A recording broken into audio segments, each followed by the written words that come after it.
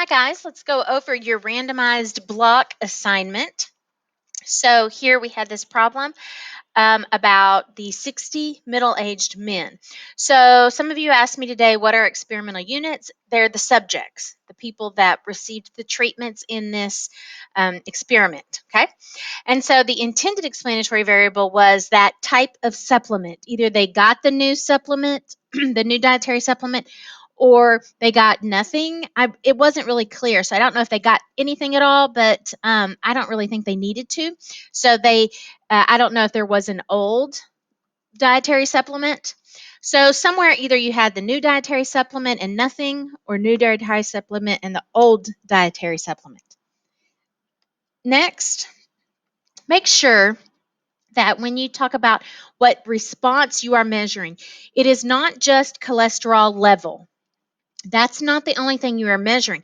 You're measuring how much the change occurred from before they started the treatment to after they started the treatment. Okay, so average the cholesterol reduction. And so what that does is, the control group, they might have had some change just because maybe there was a holiday season or something and that made their cholesterol go up. But cholesterols can naturally fluctuate. So we're seeing how much the change is, the cholesterol reduction or the cholesterol change. So now that's a number value. So because that's a number value, then we'll have the average cholesterol reduction, which is what we're going to be making a statement about for the population. Now, we were worried that smoking could have an impact on cholesterol level. So, um, so what could happen if you put everybody in a big bag and all the smokers ended up in one group or whatever? Well, here's the example I gave, and you didn't have to be this detailed. But if by pure chance most of the men put into the new supplement are men who do not smoke, so what if getting the new medicine are the non-smokers? Well, and then the majority ones that were in the control group were smokers. So did this one over here they got the medicine, they got the new supplement, and they were the non-smokers, and they had good results. Is that because they got the medicine, or is that because they were the non-smokers and all these people over here were smokers? Okay, so that's something that we need to control, is the smoking confounding variable. So that's what we do. We are going to block by those who smoke and those who do not smoke, smoker and non-smoker, because it is known that smoking can affect cholesterol levels, okay, or cholesterol reduction or whatever.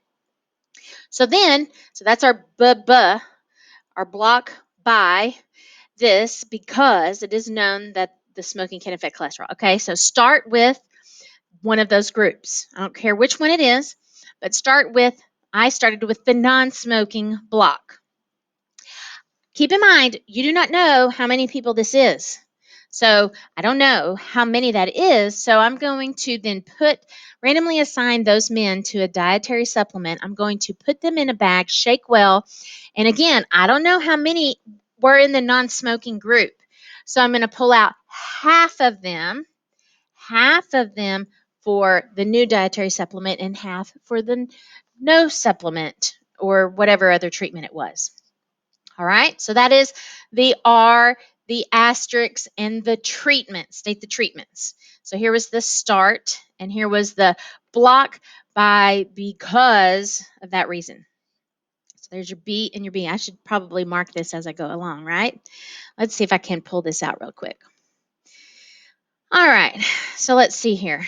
That was the block by something because of something else. Okay, and then here we go. We've got the start with the middle-aged men, and then we're going to randomly assign them by putting them in a big bag and state the treatments, the two different kinds of things. Okay, so now we're going to measure each subject's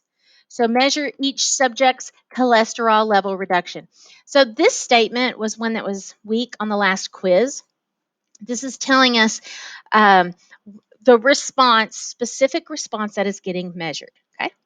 And then, because that's a number value, we're going to compare the average, or proportion, which in this case it is the average cholesterol level reduction of the subjects with the new dietary supplement to the average of those with the no supplement. Okay? And then, where's my 2C? Right here. 2C, if there is a significant more reduction with the supplement. Did the cholesterol significantly reduce because of the ones with the supplement? Okay. And then, so that's a wrap me capped with my non-smokers. So then, don't forget this, finishing this up, star it to say, okay, now that you're done, repeat that above experiment for the middle-aged smoking block. Okay. This was also asked, can this be blinded? And does it need to be blinded? So the answer is, it can be blinded. You just need to make the pills look the same, and they don't know which treatment they're getting. But the question is, does it need to be blinded? So I don't think blinding is necessary because your cholesterol, that's a physical measurement of your body. What you think. If you think you have taken a medicine, that's not necessarily going to, in itself, make you think, ooh, it's so much better. I'm going to get better because I've taken this medicine. Okay. So you are not having control over your cholesterol level because of taking a pill, because of what you are thinking.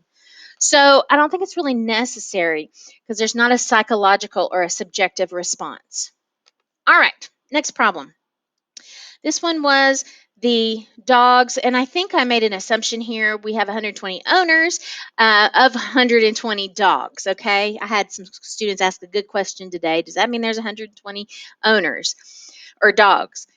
All right, so we are going to do the type of dog food, which is the new lower calorie or the standard. So those are the two different kinds of dog food that the dogs will get. And what are we measuring?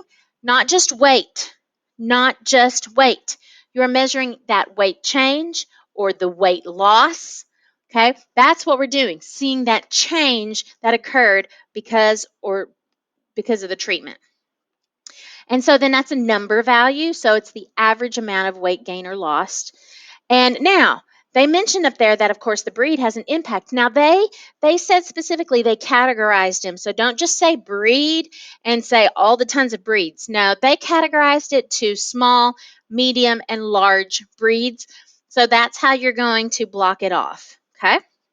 So this question says, what happens if you don't, just by complete randomization, what could happen that could cloud the issue? Well, maybe, here's a good example.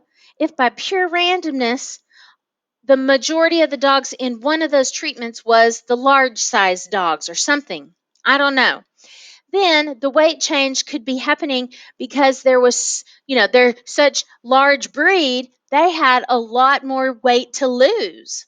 So then maybe they lost a whole lot of weight because they're a large breed, not because of the dog food. So we can't tell if it's because of the breed size or if it's because of the dog food. All right, so here we go. Let's lay out our items here. We're going to before we get started here, we're going to block by the dog size, small, medium, and large. State those specifically. Because it is possible that size could affect amount of weight gain or loss. Okay, so now strap me capped with one of those blocks. So I'm going to start with the small, whichever one you want to do. Don't say anything else about the other ones now until the very end. So I'm going to start with the dogs in the small breed dog block.